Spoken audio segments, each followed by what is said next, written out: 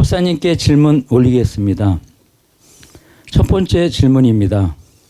기도 기간 중 어머니 부탁으로 확인차 혼자 살고 있는 집에 잠깐 들린 적이 있는데 어머니와 통화 후 핸드폰을 집에 놓고 출근하여 애를 먹은 일이 있었습니다.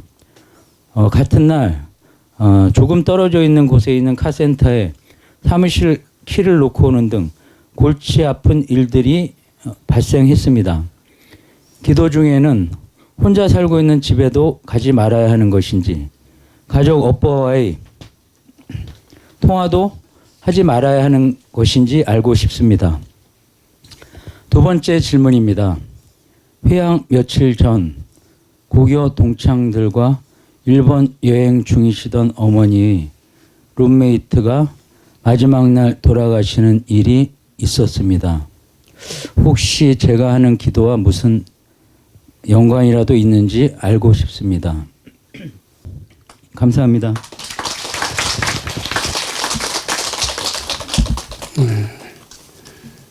선생님 글 지금 들어보셨듯이 아마 이분은 꼭 본인의 자발적인 의사와는 상관없이 이제 권유에 의해서 49일을 시작을 하셨고 49일 법당에서 출가로 기도를 시작을 하셨고 49일 하다 보니까 조금 더 하고 싶어서 51일을 연장을 해서 100일 기도를 회양하셨다. 그런 이야기입니다.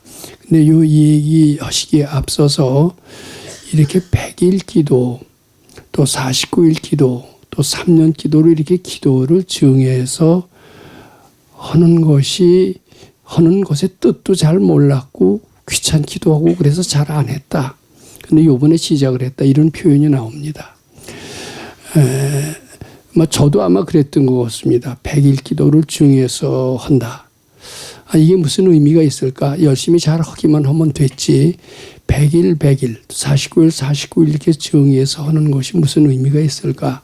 그런 생각을 했습니다. 또 정해서 한다라고 하면은 이것을 보고해야 될 대상도 있는데, 오늘부터 100일 기도를 하겠습니다. 경우에 따라서는 기도체도 내야 될지도 모른다. 이런 부담도 있습니다. 보고하는 것도 귀찮고 기도체 내는 것도 번거롭고 그러니까 그냥 정하지 않고 하는 게 제일 편하다. 이런 생각을 하게 되기가 누구나 쉽습니다. 저도 아마 그래 왔던 것 같습니다.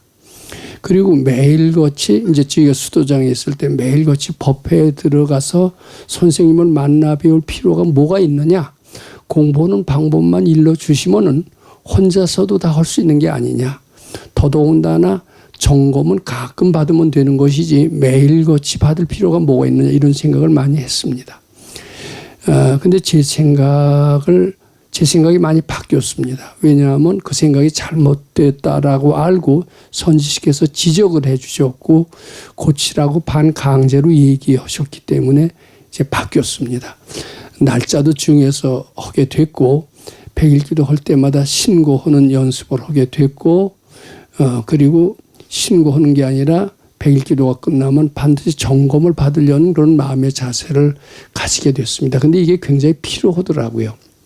제가 예를 좀 들어보겠습니다. 저는 대학원 다닐 때도 그렇고 제가 좋아하는 과목을 수강 신청을 하기에는 너무나 시간이 부족했습니다. 그래서 수강 신청을 하지 않고 몰래 가서 듣는 도강이라고 그럽니다. 도강을 하려고 시도를 했습니다. 수강 신청을 하지 않고 도강을 하더라도 지식은 충분히 습득할 수 있을 것이라고 생각을 했습니다. 근데 도강을 해놓고 들으니까요. 하나도 도움이 안 돼요. 강의 안 듣는 거나 똑같습니다. 즉 강의를 들을 때는 정식으로 수강 신청을 하고 또 뜻을 세우고 그리고 시험을 치고 낙제의 고통을 당해야만이 공부를 하게 된다는 것을 알게 됐습니다. 학교에서도 그렇듯이 이 수도장에서도 그렇습니다. 뜻을 세워서 공부하는 것과 즉 오늘부터 100일을 하겠습니다. 이렇게 해놓고 기도를 하는 것과 그냥 되어지는 대로 편한 대로 뜻도 세우지 않고 하는 대로 하는 것과는 상당히 다릅니다. 뜻을 세우지 않고 하는 것은 어찌 보면 공부 거의 하지 않는 거나 대동소이하다. 제가 너무 심하게 얘기하는지 모르지만 그렇다고 생각을 합니다. 즉 학교에서 하는 것과 똑같습니다. 학교에서도 시험을 치고 낙제가 있고 낙제라면 재수강을 시키듯이 똑같습니다. 우리가 어제 시험을 친 것도 좀 귀찮기는 하지만은 이것이 우리의 밝은이로서의 밝음의 성장에 도움이 된다 이렇게 생각을 합니다. 또 그리고요, 요 100일씩 또는 뭐 49일씩 정해서 할 필요가 있어요. 이것은 이제 백 선생님만이 아시는 건데 백 선생님 꼭 그렇게 시키셨습니다. 왜냐하면 우리의 번뇌는 주기적으로 영고성쇠가 반복 되풀이된다라는 겁니다. 전생부터 번뇌가 조금 옅어질 때가 있어요. 이제 사람으로 치면은 발복할 때, 운이 필 때, 요때가 번뇌가 옅어질 때입니다. 근데 내리막길 걷는 때가 있습니다. 그건 전생에라도 죄를 질 때 내리막길을 걷고 전생에도 이렇게 영고성쇠가 있잖아요. 흥망성쇠가 있듯이 번뇌도 지성할 때가 있고 가라앉을 때가 있습니다. 근데 요게 100일 단위로 또 3년 단위로 이렇게 되풀이되는 번뇌 특성이 있대요. 그래서 어떻게 보면 100일을 잘 하면은 모든 번뇌를 완전히 소멸되는 게 아닙니다. 우리는 100일을 열심히 하면 모든 번뇌를 제로로 만들어서 100일 기도 잘하면 또는 3일 기도만 잘해도 견성성불 한다 이런 얘기가 있어요. 근데 이제 백 선생님의 가르침에 의하면 100일을 일심으로 해서 번뇌가 제로가 되는 게 아니에요. 영고성쇠 사이클이 전반적으로 업그레이드 된다. 이렇게 해석하는 게 옳다 얘기입니다. 이 얘기는 제가 칠판에다가 지금도 칠판에다가 그림을 그리고 영고성쇠 이제 그곳의 그림을 몇 번 그렸기 때문에 아십니다. 요건 우리 백 선생님께서 얘기하신 건데 이 가르침대로 하는 게 맞습니다. 근데 지금 대부분의 스님들은 3일만 열심히 하면 또는 49일만 열심히 하면 또 100일만 열심히 하면 3년만 열심히 하면 번뇌를 완전히 제로로 만들어서 금생의 운명을 확실히 바꿔서 큰 깨달음에도 이룰 수 있다. 이렇게 생각을 하는 것 같아요. 그렇지 않습니다. 전생에도 영고성쇠가 있고 오를 때 내리막길이 있듯이 금생에 아무리 공부를 잘해도 역시 전생의 영고성쇠 사이클을 그대로 닮아서 오를 때가 있고 내릴 때가 있다라는 거예요. 단지 공부를 이렇게 100일 100일 하면서 오를 때 더 급히 오르고 내릴 때 좀 둔하게 내리는 이런 특징으로 변화하는 것이 수도지 완전히 번뇌가 제로가 된다는 것은 아니다라는 것을 확실히 알고 공부하시는 것. 이것이 중요합니다. 이것이 100일 기도로 증해서 하라는 그런 의미가 있다. 이렇게 생각합니다. 이해가 되시겠어요? 예. 제가 우선 그 말씀을 드리고요. 이거 다 알아야 됩니다. 그래서 뭐 저한테 일일이 보고하지 않아도 됩니다. 근데 일지에다가 오늘부터 100일을 저한테 일일이 와서 보고하려면 저도 만날 시간도 없어요. 그러니까 지금 보고해야 된다 그러니까 이게 법사한테 보고해야 되려면 또 맨손으로 보고해야 돼. 기도체도 내야 돼. 이렇게 되면 번거롭잖아요. 예, 그렇게 안 하셔도 되고요. 그 대신 본인의 일지에다가 오늘부터 100일을 시작을 합니다. 그리고 근데 이제 우리가 학교에 공부를 하더라도 무료로 가르쳐주면 열심히 안 합니다. 등록금 내야 등록금 미천 뽑기 위해서라도 열심히 공부하지 않겠어요? 그리고 또 시험을 쳐야 공부를 합니다. 마찬가지로 우리도 사실 등록금을 안 내고 그냥 거저 가르쳐주는 것이 반드시 좋은 방법 같지는 않아요. 근데 우리는 돈을 받을 수는 없습니다. 또 받아서도 안 된다고 생각합니다. 근데 스스로 정성을 들이는 연습을 하는 것은 해롭지 않습니다. 어떻게 보면 보시를 기도체라는 것을 이름을 밝히지 않고서 많이 쓸 수 있다면은 그 기도의 효과는 더 크게 될 수 있다라고 저는 믿습니다. 그렇지만 자신이 정성을 들이고 아무도 모르게 스스로 하는 것은 공부에 도움이 된다. 이런 얘기는 분명히 말씀드립니다. 질문을 굉장히 많이 했어요. 죄송합니다. 100일 하고선 미천을 톡톡히 뽑으시려고. 자, 우선 첫 번째 질문입니다. 이거 남의 얘기가 아니니까 잘 들어봐 주시기 바랍니다. 기도 중에 어머니의 부탁으로 확인차 혼자 살고 있는 집 누구 집이에요? 제 집. 그럼 그 집 지금 비워놓고 있습니까? 네, 비어 있어요. 이제 여기서 출가 끝났으니까 다시 들어갑니까? 네. 그 출가 중에는 출가 중에 100일 출가 중에는 그 집을 비워놓고 이제 여기서 공부를 하셨죠. 네. 그러면 출가 끝나면 그 빈 집으로 다시 들어가서 거기서 생활하게 되는 거죠. 네, 네. 근데 여기서 기도 중에 잠깐 들렀다는 얘기죠. 예, 100일 중에 하루 어머님이 캐리어 좀 있는지 확인해 달라고 그래서 잠깐 들렸는데 캐리어는 없었고 그랬던 적이 있었습니다. 캐리어는 없었을 뿐만 아니라 핸드폰까지 잊어버렸죠. 잠시. 네. 그래서 핸드폰을 집에 놓고 와서 애를 먹은 적이 있었습니다. 그때 이제 무슨 생각이 들었냐면 아이고 어머니는 왜 수도 오는 사람은 그 자리에서 뜨지 말라고 했는데 수도 오는 사람을 떠서 빈집에 가게 해서 결국은 핸드폰까지 놓고 오게 만들었나 이런 원망이 다소 들었어요 안 들었어요?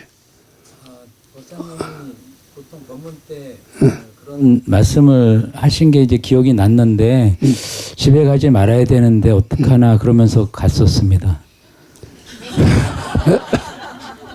근데 만약에 갔더니 이제 핸드폰을 놓고 왔죠. 네. 근데 잊어버린 건 아니고 놓고 왔지만은 그걸 또 찾으러 가려면 번거로워요, 안 번거로워요?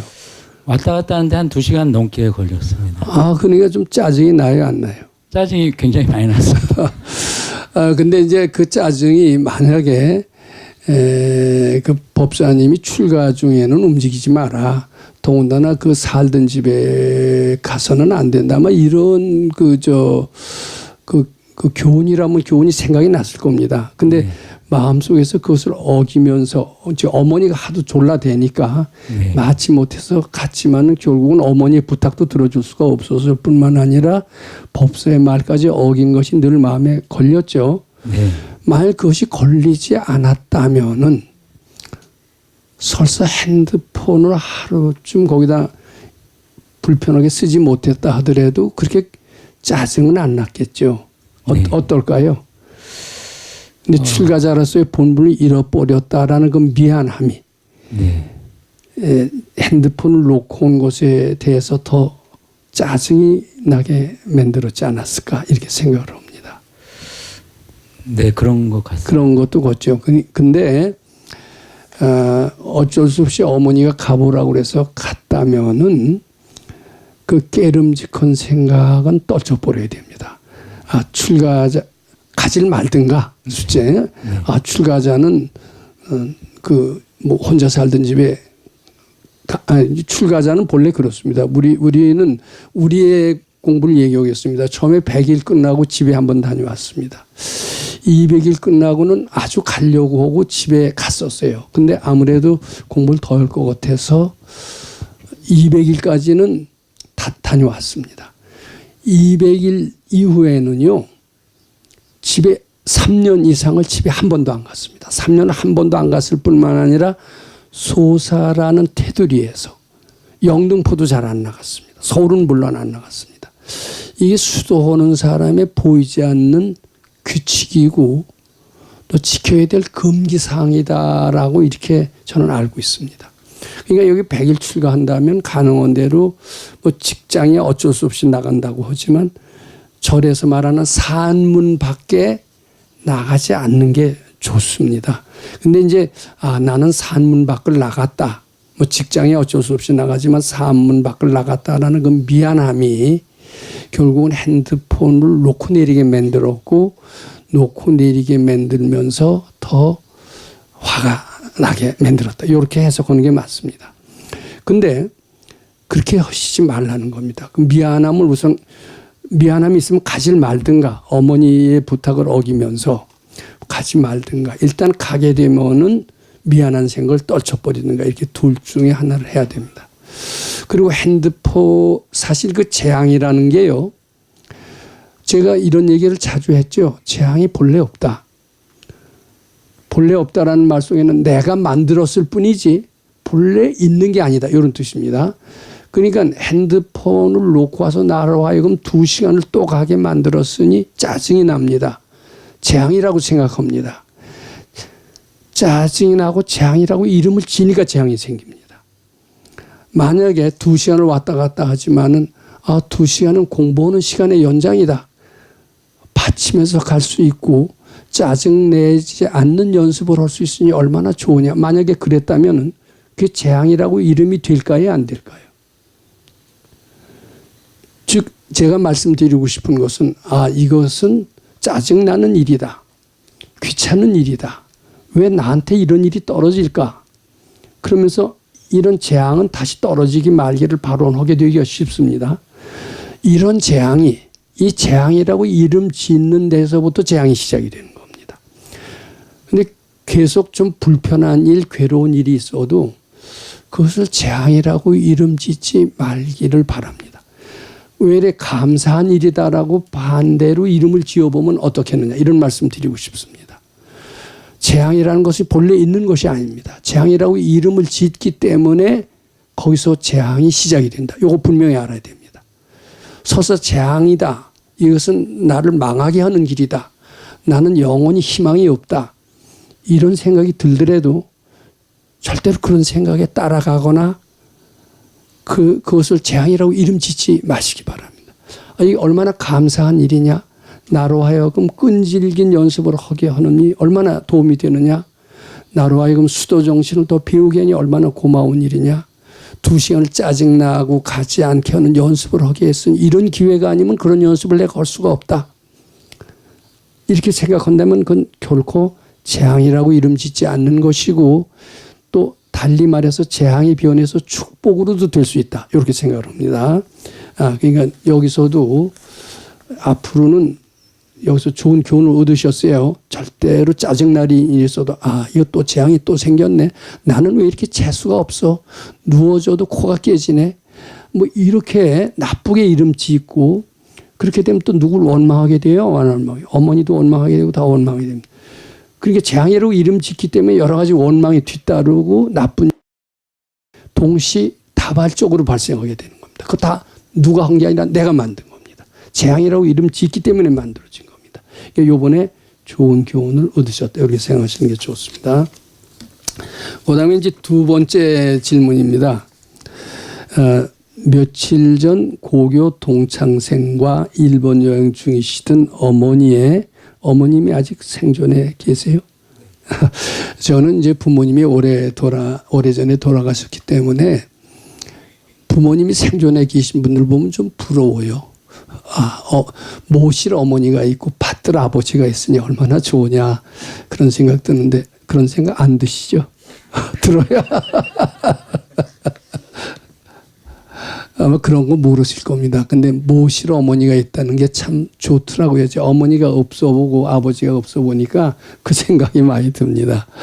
근데 이제 고교 동창들과 일본 여행 중이신 어머니의 룸메이트가 마지막 날 돌아가는 일이 있었습니다. 어머니하고 같이 이제 일본 여행을 떠나셨는데 어머니는 말짱하시고 같이 룸메이트가 돌아가셨대요. 근데 이 돌아가는 걸 보고 돌아갔다 하고 아무 생각이 안 나는 수도 있죠. 그게 남의 일 같지가 않은가 봐요. 그러면서 제가 하는 기도와 무슨 연관이라도 있는지 알고 싶습니다. 그럼 이제 많은 분들은 이 얘기를 들으시면서 이 걱정도 사서 하는 거 아니야? 왜 그 어머니에 대해서 걱정을 한다면 이해가 되지만 어머니 룸메이트가 죽은 것까지 왜 사서 걱정을 한단 말이야? 더군다나 본인의 기도와 연관시키다니 그 좀 알 수 없는 사고방식을 가지고 있는 사람이네. 뭐 이렇게 생각하실 수가 있습니다. 그리고 그렇게 기도하면 안 돼. 이런 이제 한술 더 뜨기도 합니다. 근데 이게 이래요. 근데 다른 사람이 보기엔 아무렇지도 않은 쓸데없는 궁리같이 보이지만 본인의 눈에는 그렇게 안 여겨지는 거예요. 어머니와 함께 계신 룸메이트가 돌아가신 것은 아무것도 아닌 게 아니다. 나한테는 상당히 심각하다. 왜 그럴까? 내가 혹시 기도를 잘못해서 그런 것은 아닐까? 뭐 그런 생각도 했습니까? 사실은 이 앞부분 조금 생략되기는 했는데요. 네. 얼마 전에 BTN에서 보사님께 질의를 드린 적이 있는데 그 내용은 어머님이 2017년 아버님이 돌아가시고 유명한 철학관을 찾으셨던 적이 있었습니다.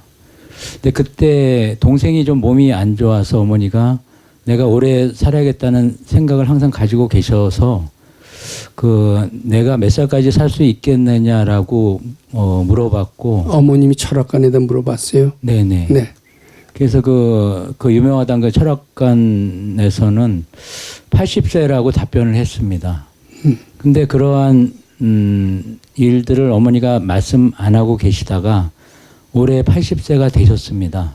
그래서 올해 1월 초에 저한테 그런 얘기를 하셨습니다. 올해가 끝일 수도 있다. 네. 그래서 저도 좀 뭐 크게 신경을 쓰지 않으려고 했는데 어머니가 걱정을 많이 하시는 것 같았고 저도 사실 걱정이 되기는 좀 했습니다. 근데 어머님이 철학관에 가서 이제 질문하셨던 얘기를 저 기억이 되는데 동생이 뭐 시원찮아요? 아, 동생이 정신적으로 조현병입니다. 조현병인데 조현병을 구원할 그 결혼했어요, 안 했어요? 결혼 못했습니다. 못하죠. 네. 조현병이니까. 그러니까 근데 저 마누라도 없으니까 어머니라도 돌봐야 되겠다. 돌보려면 오래 살아야 되겠다. 네. 근데 80세까지밖에 못 산다니 80세 전에 동생의 병이 나야 되는데 낳지도 않고 내가 죽으면 저 아들을 누가 돌보나 이 걱정 때문에 오래 살아야 되겠다라는 그 마음이 드셨다는 거죠. 네. 근데 80세에 또 점쟁이는 죽겠다고 하니까 걱정인 거예요. 그렇다고 동생 같을 수도 없고요. 아마 그런 등등으로 이런 질문을 하셨는데 그런 사연을 쓰셔야지 이렇게 거두절미하고 쓰면 제가 어떻게 대답을 합니까? 사실은 이거를 적어야 되는 건지 너무 말아야 페이지가 되는 길지. 건지 네, 고민을 하다가 근데 어머니 잘 안 돌아가실 거예요. 왜냐하면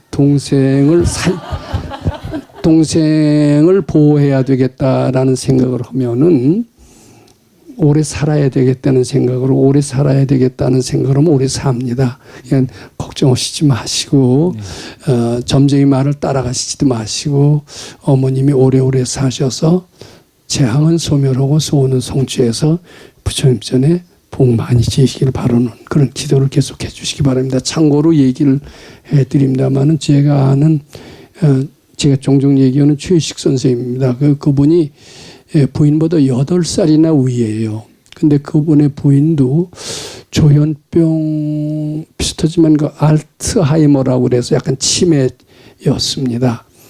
근데 8살 덜 먹은 치매 부인을 놓고 돌아간다고 생각하니까 참 아찔해요. 근데 어떤 유명한 그 관상가로부터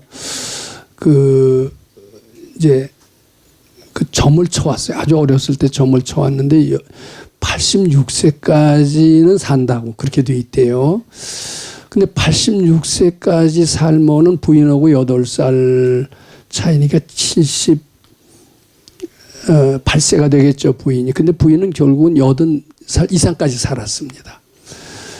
그러니까 최 선생님이 이제 걱정이에요. 제가 유명한 점쟁이가 86까지 사는데 그 전에 부인이 돌아가야 되는데 그렇다고 어서 죽으라고 할 수도 없고요. 열심히 뭐 기도를 했겠죠. 기도를 했더니 결국은 최식 선생님 그 유명한 점쟁인데 98까지 살았어요. 그리고 부인을 장례까지 다 치러주고 아주 하실 일 다 한 뒤에 본인도 98세까지 살았으면 뭐 여한이 없죠. 그리고 돌아가셨습니다.